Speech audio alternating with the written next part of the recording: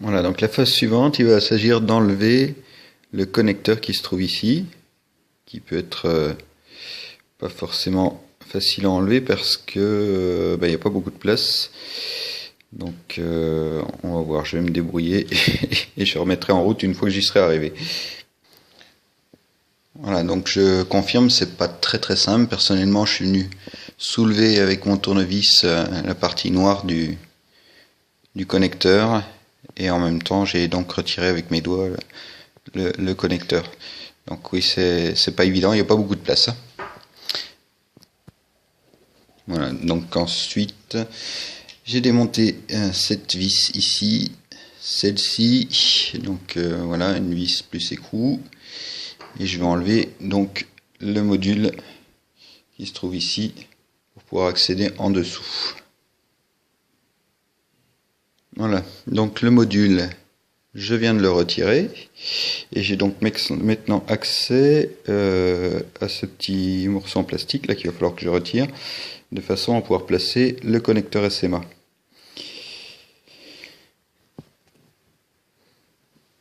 Voilà, donc je retire la protection en plastique et je vais pouvoir donc mettre en place le connecteur SMA que voici. Donc voici le module SMA qui va être à mettre en place. Je ne sais pas si je peux avoir une mise au point un peu plus correcte. Voilà, le module SMA qui va devoir venir se mettre en place dans le KX3. Alors, on vient d'avancer un petit peu, donc effectivement le connecteur vient d'être mis à sa place. Il a fallu forcer un petit peu pour le faire rentrer.